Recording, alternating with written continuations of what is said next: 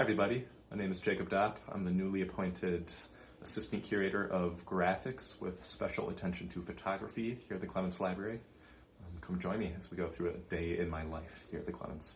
Like a number of my colleagues here, my first experience at the Clements was actually as a volunteer in the manuscripts division. My first staff position was as a part-time reading room supervisor, which began in January 2017.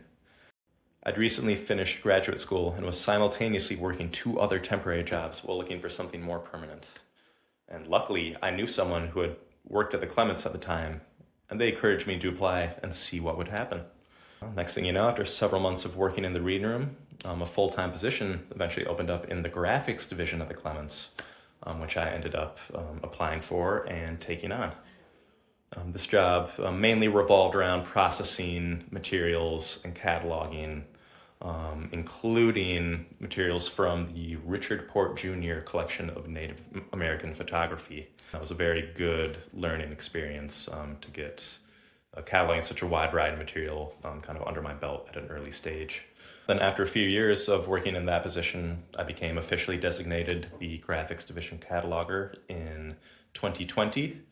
And then fast forward to the present day, I'm thrilled to say that I've recently been made Assistant Curator of Graphics with special attention to photography collections. What does a typical day for me look like here at the Clements? It always involves surprises. Get in the morning, I might chat with my colleagues as we're all arriving for the day. After having a couple sips of brew, check my email, make sure that there aren't any outstanding reference inquiries involving the graphics division that should be taken care of immediately. A typical day for me typically involves doing a little bit of this, a little bit of that.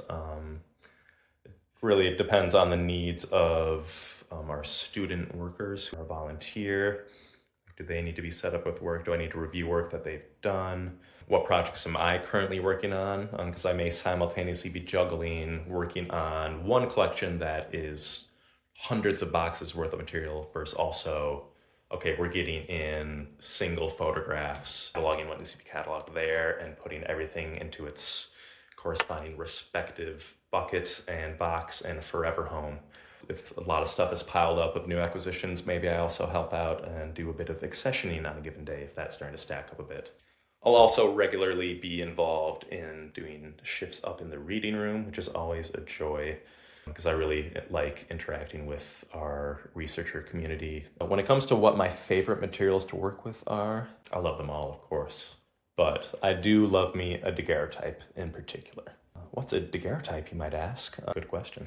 A daguerreotype is one of the 2 earliest historic formats of photography in existence.